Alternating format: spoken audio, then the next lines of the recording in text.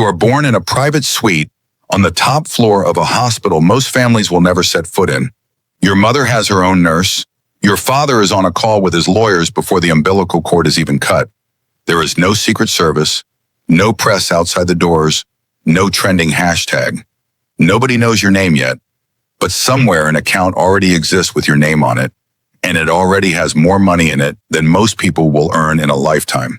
You didn't choose any of this. You just happened to land inside it. Your first house has a name, not a nickname, an actual name, carved into a stone at the gate, the way old estates are named. You have a wing, not a room, a wing. There's a pool you've swum in maybe 20 times in your entire childhood, because a pool stops being special the day you realize it's just there like a light switch. You have a nanny before you have real memories, then a second one. Your parents love you, that part is true. But love in this house often looks like access, best schools, best doctors, best everything. Nobody in this house says we can't afford that. You don't learn that sentence exists until you're much older, and when you finally hear someone else say it, it lands strange, almost like a foreign language. At 6 years old, you understand something most 6-year-olds don't. Adults change around your father. Their voices go up half an octave. They laugh a little too fast at things that aren't funny. You watch a grown man agree with your dad about something you're pretty sure he doesn't actually believe. You don't have a word for it yet. Later you will. The word is leverage, and you'll realize you were born standing on top of it.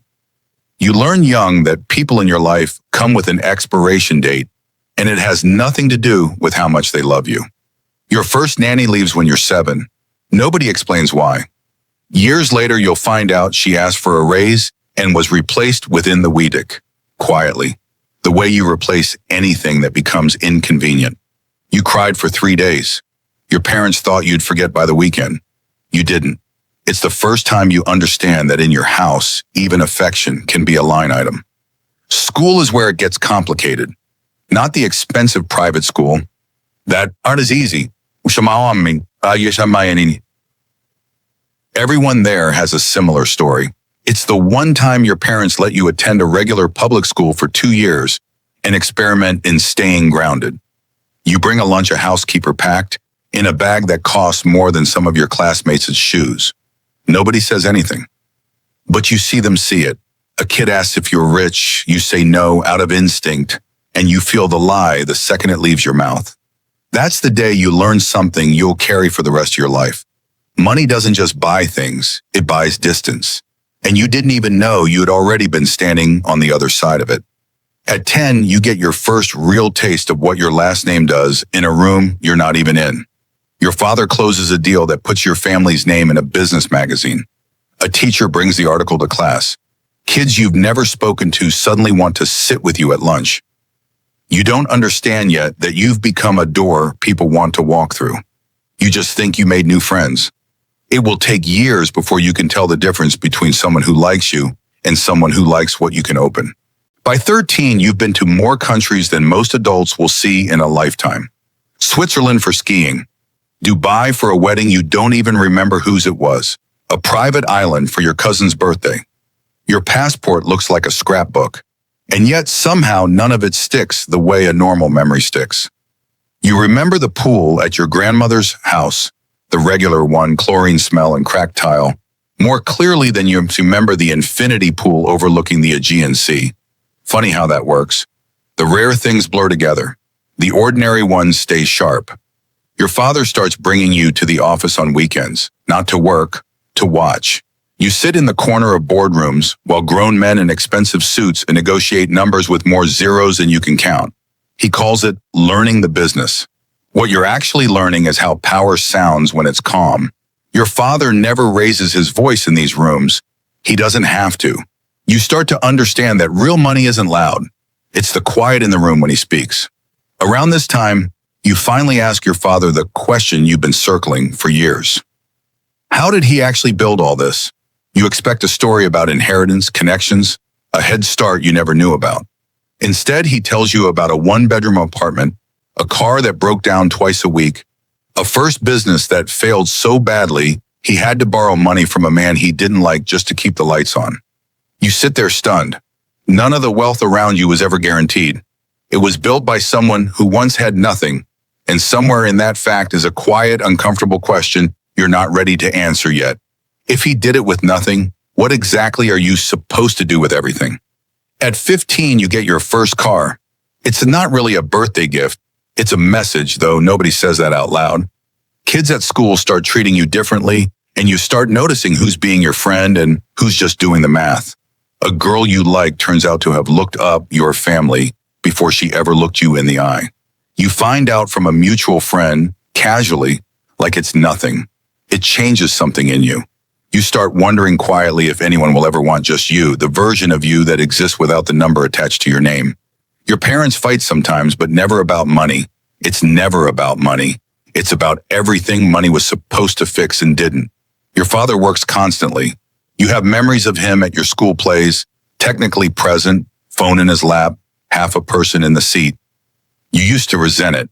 Later, you'll understand he was building the very thing you're standing on, and that no one ever taught him how to stop building once it was enough. You wonder quietly if it will ever be enough. You wonder if you'll know how to stop, or if the not stopping is inherited too, like a name, like a bloodline of never feeling finished.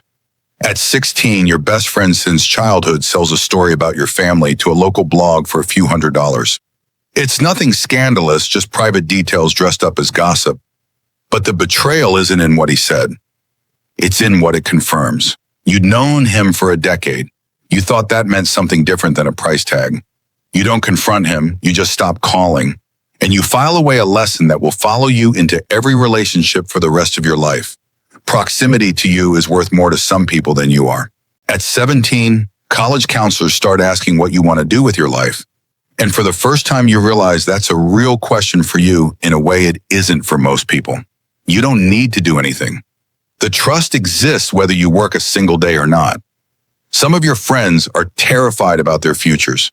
You are terrified in a different way. The fear of never having to try, and what that might do to a person over 40, 50 years of never being tested. You start to understand that money can remove the floor beneath you, but it can also remove the reason to ever stand up. You go to a good university, one your last name got you an easier look at, even if your grades were good enough on their own, and you'll spend years wondering which part actually mattered. Your roommate works 2 jobs to stay enrolled.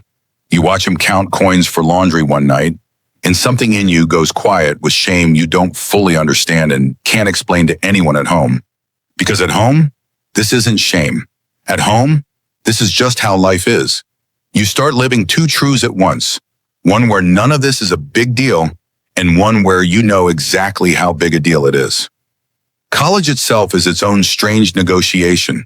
You could have gone anywhere in the world, paid whatever it took, but you deliberately pick a school 2 time zones from home, register under your mother's maiden name for the first semester, and for 11 weeks, nobody knows. You go to parties where nobody clears a path for you. You get rejected from a club, and nobody apologizes for it. It's the most ordinary you've ever felt, and it's intoxicating, right up until a photo of you at a family event surfaces online, and the entire dorm finds out in a single afternoon. The anonymity doesn't end with a conversation. It ends with a notification. After that, people either treat you like glass or like an opportunity, and you realize there was never going to be a version of this where you got to just be a guy in a dorm room. You just got 11 weeks of pretending, and somehow those 11 weeks become some of the most valuable weeks of your life. You fall in love in college with someone who doesn't know who your father is.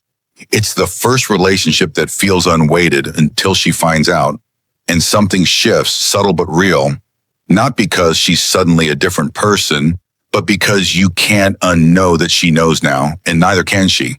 You start to wonder if you'll ever be able to tell the difference between being loved and being chosen for what you represent.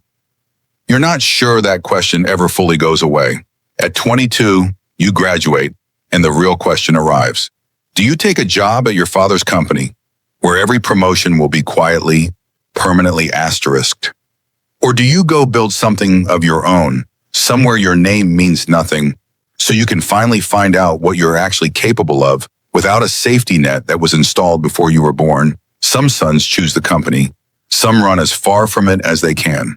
Either way, you carry the same invisible weight, the sense that whatever you build, someone will always wonder how much of it was really yours. You try the second path first. You take a normal job, an ordinary salary, and for a while it feels like the truest thing you've ever done. And then, 3 months in, a coworker jokes that you don't need this job, do you? And the room goes quiet and you realize you can walk away from consequences that would break anyone else in that office. You realize the safety net isn't just wealth. It's the fact that you never have to feel the floor to know it's there. Real risk was never something you were allowed to actually take. Even your rebellion has a soft landing. Eventually you leave that to them and try something riskier, a company of your own, built from an idea you actually believe in. You tell yourself you'll do it without help. No family money, no introductions. For 8 months you almost pull it off. Then the funding round stalls, and one phone call from your father to an old contact turns a no into a let's talk. You get the investment. You also get a feeling you can't shake for years afterward. A small, quiet ache every time someone congratulates you on your success. You'll never fully know which parts were yours. That not knowing comes its own kind of weight, heavier in some ways than the money ever was. In your 30s, you have your own children, and something in you shifts without your permission. You watch your father hold your firstborn, and for 1 second, you see something in his face you never saw across a boardroom table. Something unguarded, something almost afraid. You realize, maybe for the first time, that he was never entirely sure he did this right either, that he built an empire and still wasn't certain it was the right thing to hand his son. You start to understand that money was never the hard part for him. You were. You go to visit him one ordinary afternoon years later, after he's stepped back from the company, after the board meetings and the deals have thinned into memory. He answers the door himself, no assistant, no driver waiting outside, just an older man in a cardigan, in a house that suddenly feels too big for one person to live in alone. You sit in the kitchen, an actual kitchen, not the formal dining room you grew up eating in. And he asks about your life the way he used to ask about quarterly earnings, careful, measured, like he's still not sure how to ask a question without expecting a number back. And for the first time, you don't feel angry about that. You just feel sad for him and a little sad for yourself, because you're starting to talk to your own kids the exact same way. You are the son of a millionaire. You grew up with a name that opened doors before you ever learned to knock. You had a childhood full of things most people spend their whole lives chasing. And you spent that same childhood quietly chasing the one thing money could never buy you. The certainty that someone wanted you and not what came attached to you. You will never know what your life would have looked like without the money. Nobody in your position ever does. You just know this. The higher the floor, the harder it is to feel the ground. And somewhere underneath all of it, you're still trying to find out, after everything you were given, what exactly is actually yours.